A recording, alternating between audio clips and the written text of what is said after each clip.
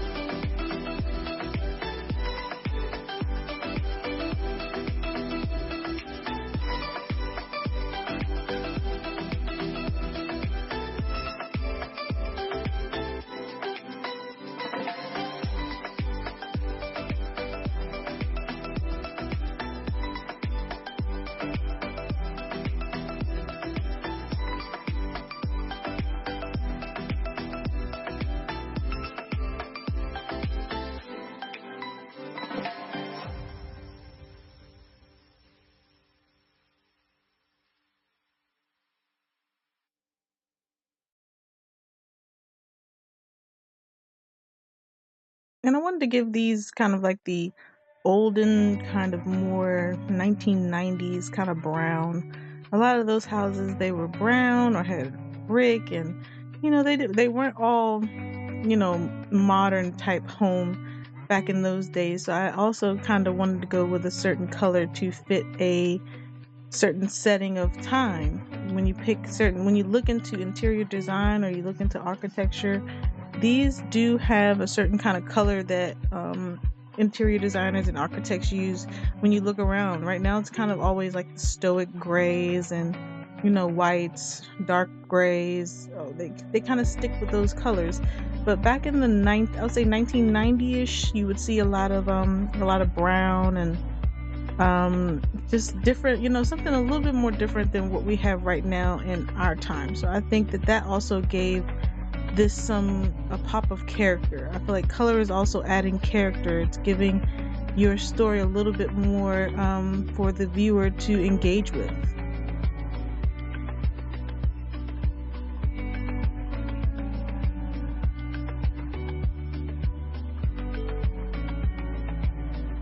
Okay, and see, like using the paint bucket tool just helps fill in. You got to kind of make a shape to fill it in.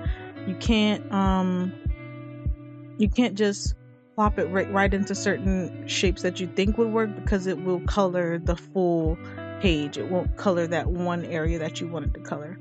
So it just makes things move a little faster. And this is actually that was a page from my actual book, but with the animation part, I just kind of went a different direction, just because animation, you kind of want it to be a little bit more simpler. You don't want it to be too complicated, because when you got to keep reiterating certain shapes or certain things, you want it to be easy to replicate over and over.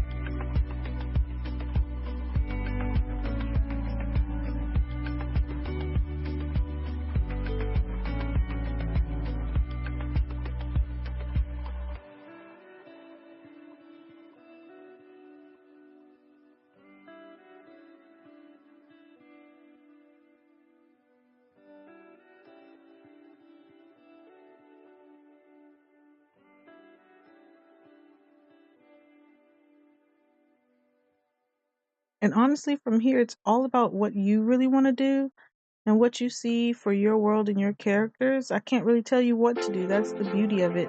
It's about really challenging yourself to see beyond reality, kind of use reality for what it is, but use it to build what you want. Use the certain aspects to build what you want, and you'll get a very unique look, your own style. And I think that's really what makes this a lot of fun. I love, like I said, I love coloring. I love just how this ends up popping. To me, it kind of expresses who I am and my quirkiness, and my characters kind of express that too.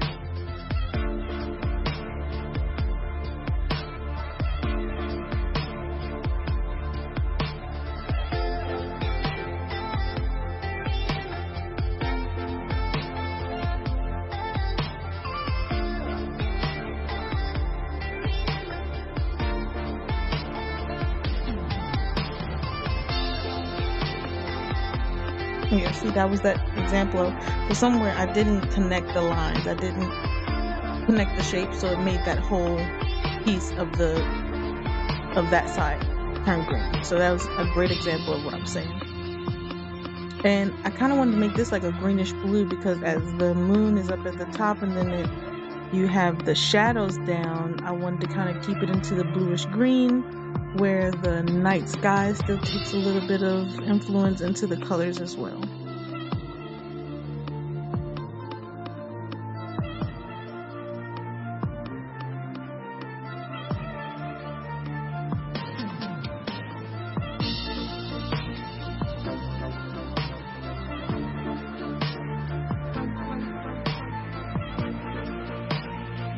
And this one, I was definitely going for like that kind of concrete. I don't know if you guys have seen it, like in certain neighborhoods where the concrete would be kind of tannish gray, and even have some like oil spots from the cars, or if the car was leaking oil, something like that.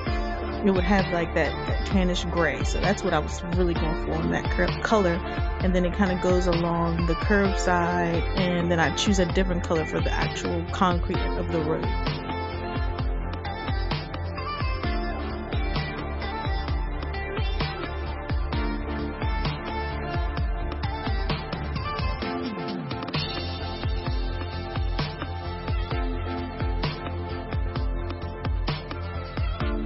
And like I said, this is actually the base of it. I'm going to add more shadows and some textures in there. I do that a little bit towards the end of this video, but I'm going to do a totally separate video of that, just getting more intricate into the details of the rendering. because you can see I leave it on different layers, and each layer they layer it on top of each other. So if I need to make any kind of edits, I can do it without messing up everything. So I do suggest that as you start and begin, we talked about this in the beginning, that you create your layers. Your layers are really important. They're like your assistant to creating your piece and making sure that if something happens, you can always, edit or, take out, do whatever you need to do without it totally messing up everything and you having to do everything over, because that can be a real headache.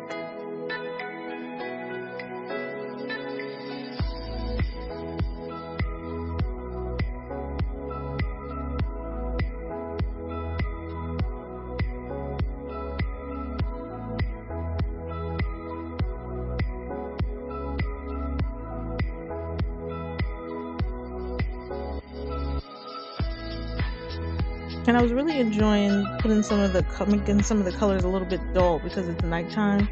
So I use that aspect in choosing the colors. So when I do a daytime scene, it's most likely going to be completely different. Well, I won't say different, but it just will be a different hue of like that brown. It won't be as gray. It just have a little bit better pop because the sun is out.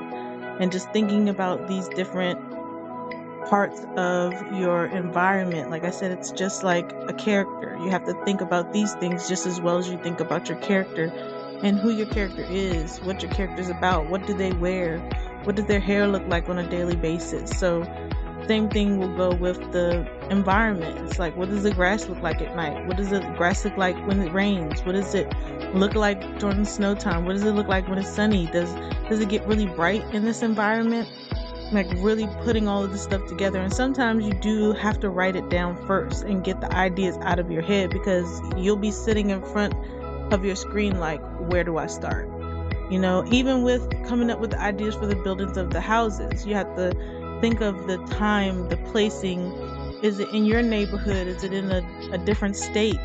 I chose to pick my state because I'm more aware of what the houses look like around here. I've been to California, but I can't remember exactly what those houses look like. And sometimes when you look it up or research, it doesn't really give that fullness of what you're looking for. You can really dive in, maybe look at some movies, see if you can find some scenes where they do a B-roll of a neighborhood or something like that. But sometimes it's better to go with what you know for the first time, just to get your feet wet. Like I said, this is my first actual run of putting this scene actually together, because The World of Willard was a book first. So now I want to see what I can do with them in the world of animation and seeing, just taking just a step further.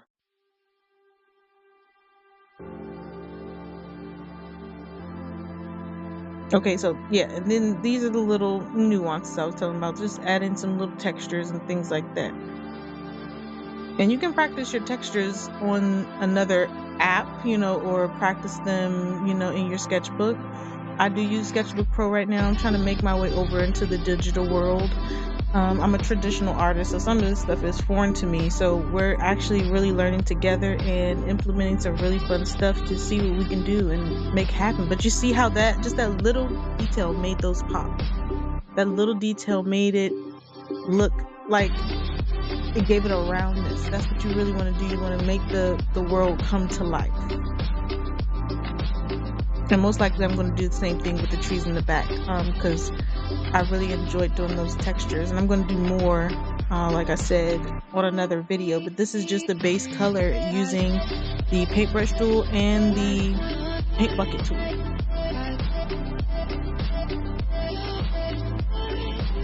And then of course towards the end I do a quick couple of tests after I finish doing my base colors, just to see what the animation is actually rolling like. What does it look like as it's going through with my colors, because that's another layer. Once you get that first layer going, you do a test, see how it looks, and then that roll will give you another idea to say, oh, I can add this, I can do this. And that's where things start to really build upon each other. It's layer upon layer.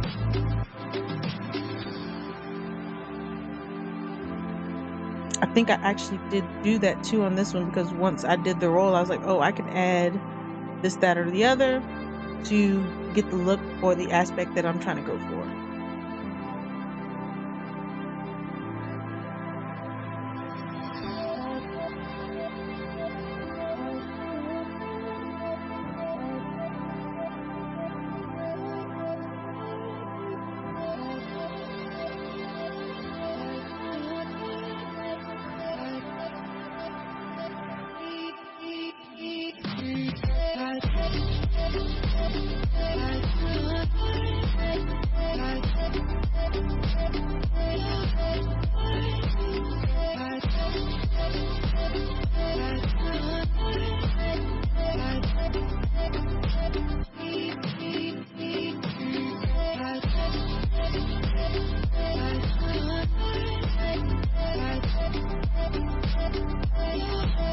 Okay, and here I actually did use the gradient tool for the first time. So the gradient tool, I did have to bring it onto my first layer, which was my ground or my background sky layer. That's on its own layer. And then I laid the trees and everything else on a separate layer so that something like this, I could make this edit happen. So this was my first time actually using the gradient layer. You have to kind of click and hold, and then you have to use, so you pick the color that you want on there, and then it will adjust, and then you can, and then it'll do it just like that. Kind of click and pull, and then it'll do it the way you want. Or if it's the opposite where you want the dark to light, you have to click it and drag it in the opposite direction.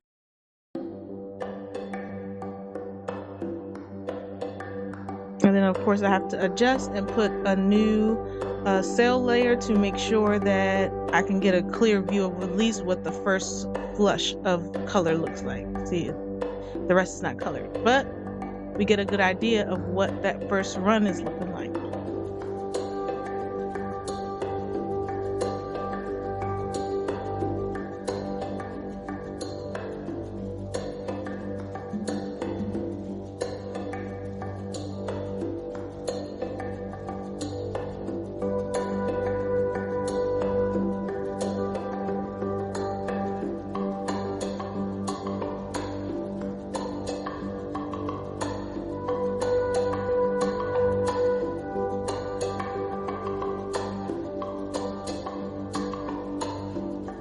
And here I'm just checking my layers to make sure that I'm going back to the beginning again, because I want to keep watching it a couple times to see what I need to do once I sit down again to finish the next set of base colors.